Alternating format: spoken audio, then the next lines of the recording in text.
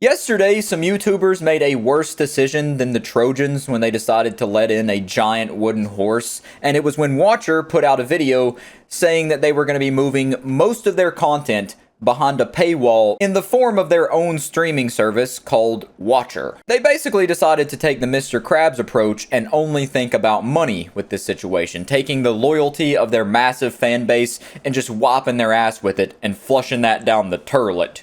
Because this Watcher platform, it was going to be $5.99 a month, which they also said everyone should be able to afford, showing how out of touch they are and how they really don't seem very appreciative of the position that they're in whatsoever. So naturally, their fans were very quick to call this out with an insane amount of dislikes on the video, and since then, about 5 hours ago at this point, they have put out an apology video. It's a pretty good apology, but it's titled An Update, and I just wanted to go through some key points with you and discuss. Last Friday, we announced that we're leaving YouTube and launching our new streaming platform. We messed up. A lot of you spoke out with extremely valid comments and concerns, and we want to take the time now to address those. We've been reading the things you've been saying, and we're sorry for the way we handled this, as well as the way we communicated it. We understand where you're coming from, and we're making immediate changes. First, we want to affirm that you are the reason why we've been able to do anything at this company. You helped us every step of the way when we left BuzzFeed to start Watcher at the top of the pandemic in 2020. So I'm glad that they finally acknowledged, after receiving an absolute seismic amount of hate, that they should be more appreciative, and that if it wasn't for these fans in the first place, they wouldn't even be in the position to make a shitty streaming service that they're only going to be putting their content behind for $5.99 a month. I know if I was one of the fans who just blindly supported these people throughout every step of the journey from 2020 when they made their own independent channel, I would be pissed. And you have every right to be, because they just showed how little they care about your support. And we are incredibly grateful for your support. We're sorry for how we originally delivered our goodbye message to YouTube. So far, so good. It's not like a cliche-ass, corny-ass, ukulele apology video. It's actually a good apology. They seem to have realized where they fucked up, where they made the kerfuffle, and they're attempting to patch up the bullet wounds with some band-aids. And we did a really bad job of explaining the reasoning behind this transition. We also want to deeply apologize for our ignorance around the impact of the cost.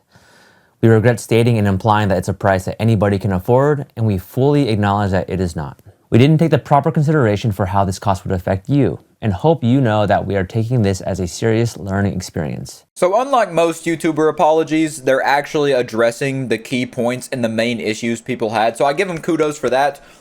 But still, this almost feels like, to me, in my personal opinion, that they're just, they were trying to see what they could get away with, by using I think they were just trying to test and see where the line in the sand was in terms of exploiting their fan base. With that in mind, we're making some changes to ensure that there's a way for our community to continue watching our content for free.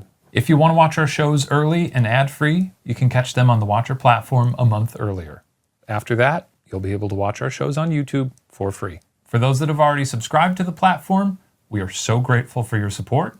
But if this change has you rethinking your membership, we will issue a full refund.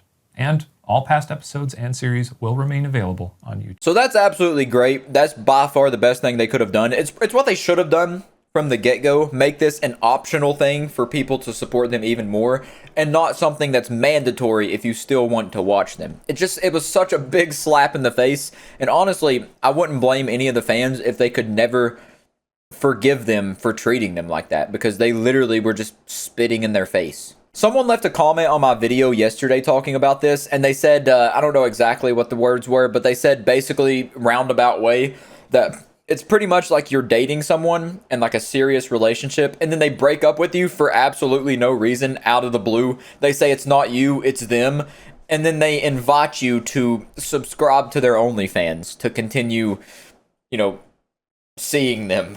When we started Watcher in 2020, we wanted to create shows that we were proud of, that we had ownership over, and that would provide you the caliber of content that we felt you deserved. However, we were finding it harder and harder to stay relevant to advertisers and the constantly changing YouTube landscape.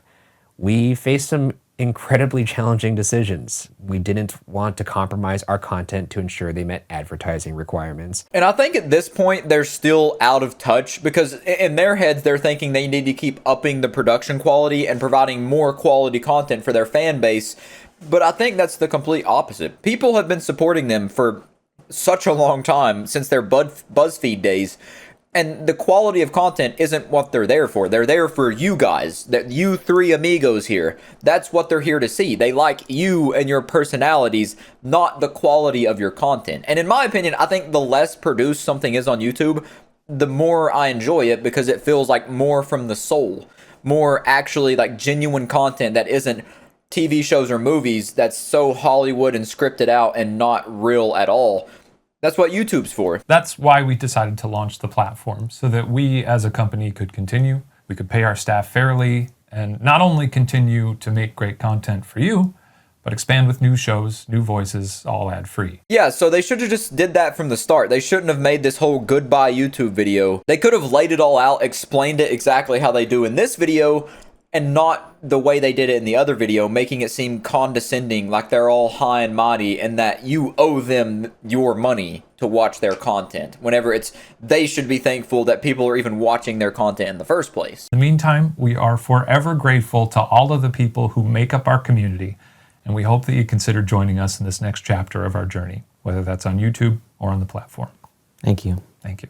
Thanks, everybody. Yeah, so that wraps up the apology of three grown men sitting on a couch talking to a camera because of a mistake they made that they got called out for, and only seen it as a mistake once they got called out. There's way too many fucking apologies on YouTube. This is like number 3,045,000. But other than that, it's a solid apology. You know, it's good that they're backtracking on this, but it should have never even became what it was in the first place. But other than that, I give it like a 7 out of 10 on the apology scale, and I'll catch you in the next one.